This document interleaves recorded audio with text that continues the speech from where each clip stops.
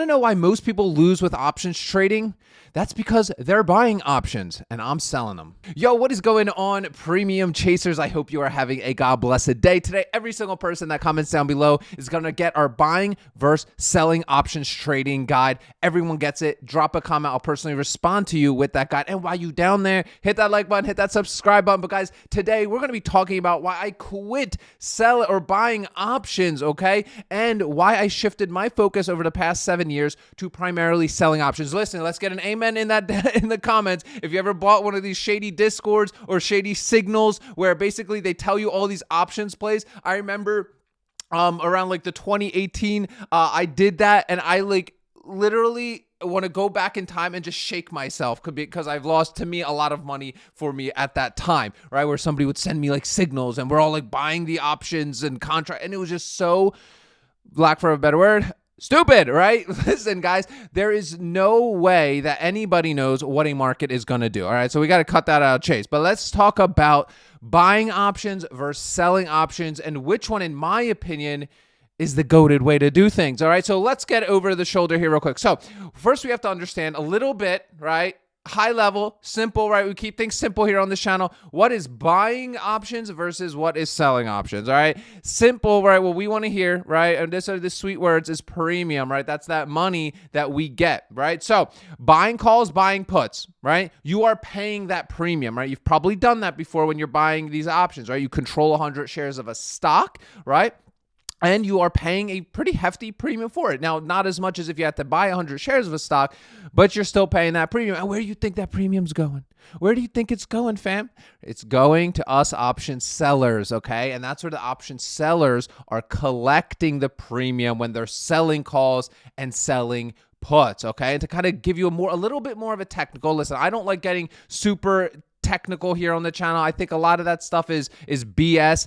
You don't need to be sitting in front of your charts all day or reading like insane books on this topic, especially with the strategy that I like to deploy. I like to keep things simple here, guys. So I hope you like that. So let's kind of break it down. Buying a call, right? What is buying a call? Well, you have the right to buy a stock at a strike price, right? So if you buy a call for a certain price, you essentially control 100 shares of that stock, and you have the right to buy it at that strike price, right? When you are buying a put, you have the right to sell a stock at a premium strike price, and for that, you're paying the premium because you're essentially controlling 100 shares there.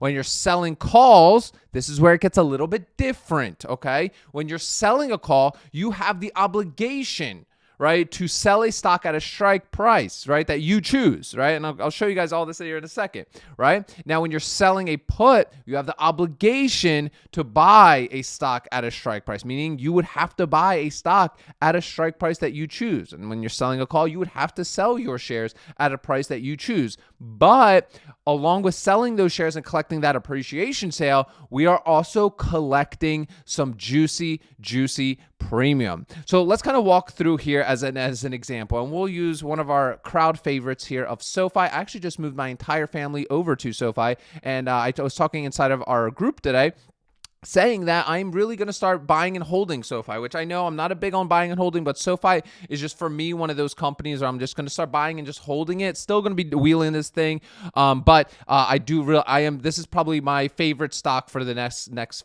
10 years. If I had to pick one, this would be the one that I'm betting on, right? So let's go over to trade SoFi options. Now, this is where you've probably made a lot of mistakes in your life, right? Where you are buying calls, right? Zero DTE stuff. And good luck with that, all right? But most likely, right, you've not had good experiences if you're anything like me with buying calls, okay? Now, there are some strategies that we deploy very rarely where we do buy calls, like if we're doing some poor man cover call stuff. I don't necessarily recommend it. It's still risky in my opinion. Some of you talk to me about it. I'm like, guys, you're making this so much more complicated than it needs to be. You're trying to finagle something, right, and do a strategy because you can't afford to sell the call or sell the put, when in actuality, you're probably going to lose money. Listen, nothing in this market, everything in the market's already priced in. Okay, you probably heard that before. Everything's already priced in. There's extremely powerful algorithms on the back end, right? That are able to scalp basically anything out there if there's a movement that's advantageous. Trust me or you with our MacBook and our iPhone, ain't catching it, all right? You're just not. So first and foremost, we need to understand one thing. We need to humble ourselves. We are not going to be high-frequency trading firms. You just ain't. I used to work at one, not as a trader, just as an IT guy. I saw the craziness that was happening there. Guys, never lost a trading day. But again, we ain't able to compete with these people that have trillion-dollar infrastructures in place to beat the markets. We're just not. And what I have found, the only way for me to kind of get ahead is selling options. That's literally it. Everything else, I don't believe you have an edge. Anybody on YouTube that tells you they have an edge where they know, they just find their signals, copy their trade, dude, use your common sense. Like, use it, please. They would be employed by that best. If anybody knew what the market was going to be doing and they actually were getting insane returns, they would be poached by literally, they would be Bradley Cooper and Limitless, fam. Like, literally, they would be like, I'm telling you, like, I'm being serious. Like, I'm actually being serious. I'm not here on this channel telling you I'm some genius by any means. I've just shown you a strategy where I'm basically a turtle and I'm slow and steady and winning the race, right? In my opinion, right? So, but seriously, guys, use some common sense. It's some teenager on YouTube, right? Ain't gonna tell you, so he does not know anything you don't know. Come on. Let's get it. So what we're doing here is we're going to sell a put. So let's say we want to buy SoFi. Instead of buying SoFi at 13.11, we're like, you know what? It's trending downwards a little bit. It's down to about 1%, right? Let's say, in 37 days, we'd totally be cool buying some shares of SoFi, right? And you know what? Instead of 13.10, you know what? We'll buy it if it hits $12, all right? So let's open up this contract right here.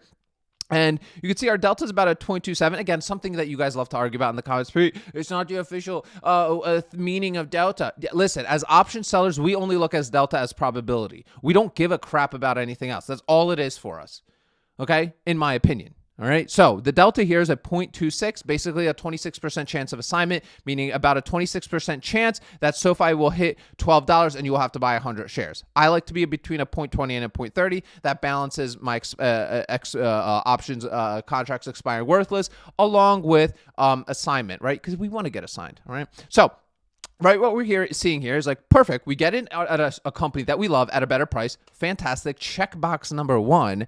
Checkbox number two, is there a silly little options buyer on that other end willing to give us some money, right? And yes, there is. We collect $39 of premium, obviously, educational example only at the time of this recording. I'm going to toss this into my cash secured put calculator. Sorry, I was doing some stuff over here. So let me zoom this in while I do that. All these calculators everything is free here, baby, on the channel. Welcome. You probably never heard that before because everybody's trying to sell you a $4,000 course, right? But all these calculators and stuff are free. Join our Facebook group. That's where the vibes are happening, right? So we're collecting $39 right here, and we have to put up some collateral. This is where a lot of you struggle. The collateral. You ain't got the collateral. Now, what I tell you guys sometimes in the comments is this: go get a job. Go get a job. Like, literally, why would you go? And then some of you will be like, well, buying options is so much cheaper and I'm able to get into stuff. Listen, the reason you're able to get them in cheaper is because you're taking tremendously more risk. What I say, nothing is free in the markets, all right? Any chance that there is even a slight chance of something being free, the algorithms are going to pick up on it and take it from you. You're not fast enough. You don't know. Read the book Flash Boys. I tell everybody inside, especially in our private community, go read Flash Boys. That's going to tell you that book is about the place I actually used to work at. And I'm telling you, it's a good read, and it's gonna humble you real quick. Why you've got no chance of beating the market, especially in terms of like scalping, day trading, or any of that stuff. You just have no chance. There's certain individuals that are just on a different level mentally than us, right? That maybe they do, and maybe you are. But for me, I am not. That's surely not. So we need $1,200 to open a contract here. Okay, so we'll put $1,200 here, right? 12 times 100, we got it, 1,200, right? That's a 3.25% return, and our expiration here is 37 days. Obviously, these are examples at the time of recording, okay? These premiums are constantly changing. Now, we can open as many contracts as we wanted. So if we wanted to open up 5 contracts, let's say, right, we would need to have $6,000 in collateral, right? But for that, we collects about $200 in premium, right? Now, over this 37 days, a few things can happen, okay? Number one, right? Let's say we get to 37 days.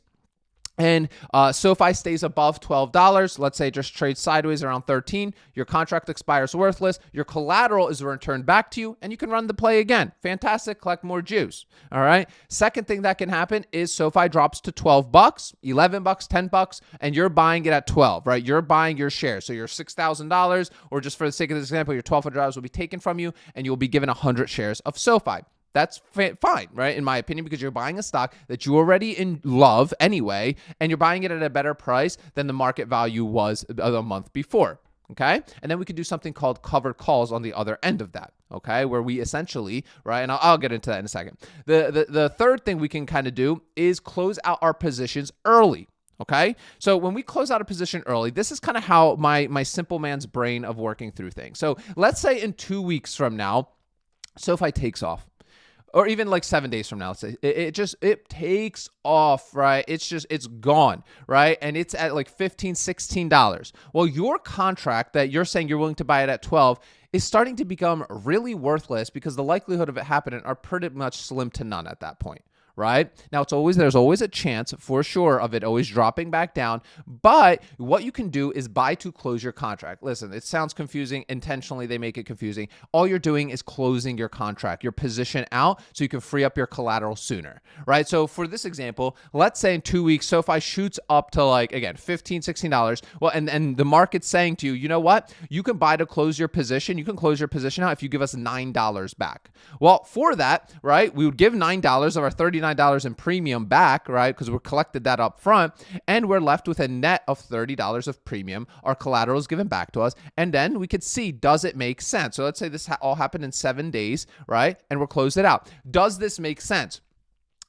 I work with a lot of you where you just leave your stuff to expiration. Absolutely nothing wrong with that. If you're a busy person, like, and I know most of us are, like, we all have our own things that we're doing every single day. But with that said, leaving things to expiration, there is nothing wrong with that. By the way, now there is, when we start nitpicking and blah, blah, blah, of course there's situations that can happen. You can, maybe you're letting your thing expire during earnings week. Maybe something funky happened. You could have gotten out of the trade in 3 days, but because maybe you're a doctor, you doing surgery, man. Like, you ain't got time. You're on your Robinhood and you're trying to brush somebody's teeth, right? Like, so, but you see what I'm saying? Like, but that's the best part about this, in my opinion, is you don't have to baby this.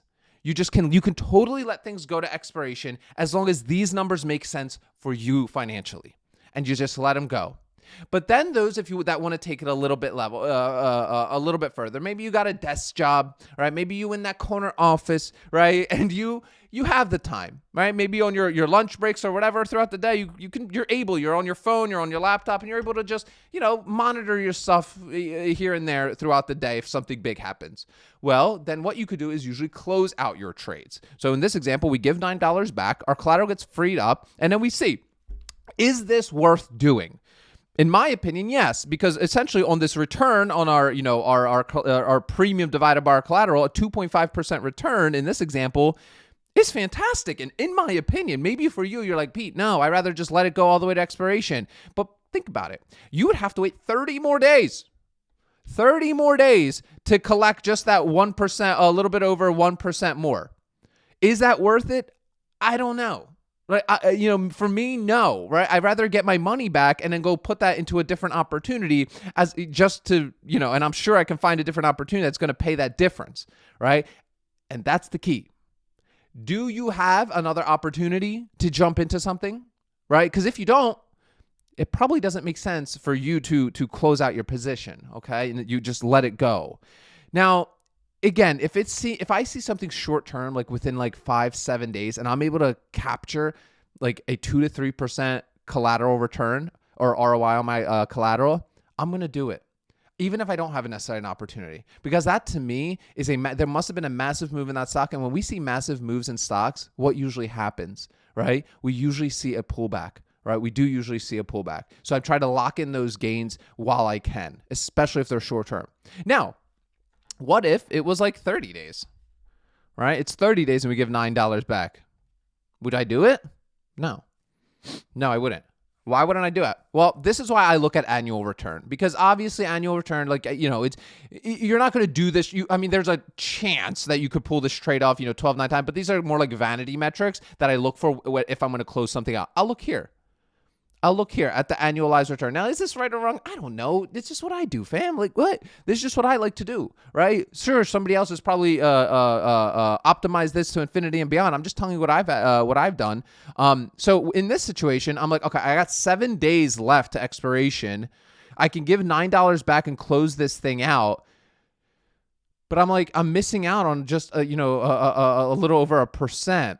You know what? I would leave it. Look, my annual return is less here than here. So I'm like, you know what? I'm going to let this just go to 7 days and just get to expiration. Okay, and be done. Maybe I'll close it out on expiration day. I usually like to close Cash Secured Puts out like a day earlier. If it's like, let's say I can just give like $1 back or something, I'll just close it out. But I'm not just going to give away 1% in 7 days, because 1% in 7 days is damn good in my opinion, So in this situation, I would not. Okay, so let's assume you did get assigned your shares. Well, then what we could do is we could sell the calls on it, right? And the calls are kind of the flip side of this thing, right? Let's say you did buy your shares, you got assigned at $12. Well, now what we could do is sell your covered calls. Now here we're doing sell call, and we'll just, for this example, obviously we'll just put 37 days. These numbers obviously in premiums will all look different when you do this, but let's just say you want to sell them for $13.5. Well, in this situation, we'd collect $73 in that premium, right? So if I put my 73 premium in my covered call calculator, again, all these calculators are free in the Facebook group. Join us, introduce yourself. It's a vibe. It's a really good time. I don't think there's any other option selling community out there like ours. I personally don't know of a single one, and everything is free unless you want to work one-on-one together, right? Which I think we can agree is fair because it takes my time up. So we are collecting $73. We bought our shares for 12. We are saying we're potentially willing to sell them for 13.5. Premium return of about 6%. Profit on shares if we sell the shares of 150 for a total profit of 223. Plus, you can add in obviously your cash secured put premiums of $39 on this. So if I put $39 here, you could see on this trade, if all legs happen, we collect $262. Obviously, that is just these legs don't all happen. Bear with me. I'll kind of go into all that. So with the covered calls, same situation, right? If 37 days rolls around and 13.5, SoFi stays below 13.5, right? What will happen is that the contract will expire worthless. Let's say it just trades sideways again around 13, right? Your contract will expire worthless, and you will get your shares back to then run the covered call again, right? Because with the covered call, your shares are now your collateral, not your money, okay? And we can collect more premium. That's how I like to look at like collecting rent on my shares is what I look at covered calls like, all right? So with covered calls in terms of management, I say this many times, at least in our private group, is I don't really touch them. I don't manage them that much. I'll be honest. Is that right or wrong? I don't know. It's just what works for me. Most of my cover calls I let get to expiration because I do want to sell them.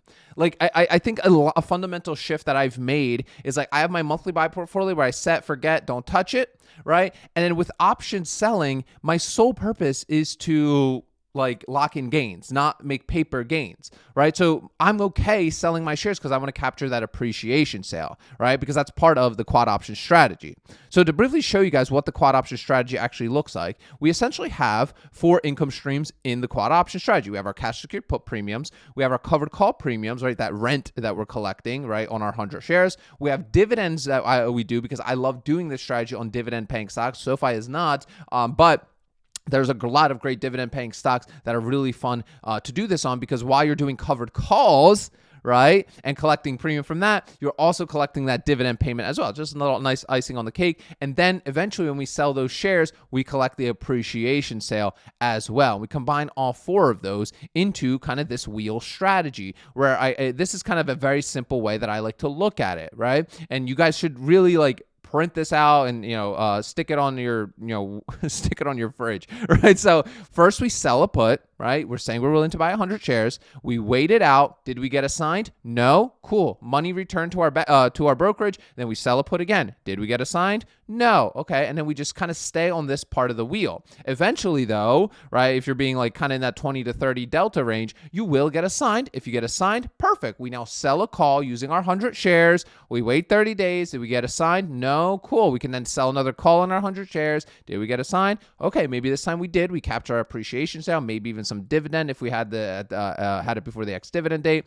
And then we have our money again. We have our money, like actual money again. What do you think we're going to do with that money now? We have appreciation sale in there, right? We have our premiums into that money. So we're essentially really actually making our money grow for us. So by the time you get through this full wheel, right, like your $1,000, right, let's say on SoFi, maybe is at like, $1,200 now. So you're starting a little bit more and more, and you really are actually making your money work for you guys. If you want the buying versus selling options trading ebook, make sure to drop a comment down below. Also, if you are somebody that wants a more hands-on approach on setting up your options selling portfolio, check out our 1-year incubator. That link will be down below in the description of this video. I do recommend giving this strategy about a year, right? This isn't something that we're trading active traders. I would never introduce myself to anybody as a trader. I'm just an investor, a short-term investor, especially with this portion of my portfolio. So if you want to learn more about that 1-year incubator program, take a look at that first link in the description of today's video. Guys, remember, sell options, collect premiums, and repeat. I will see y'all tomorrow.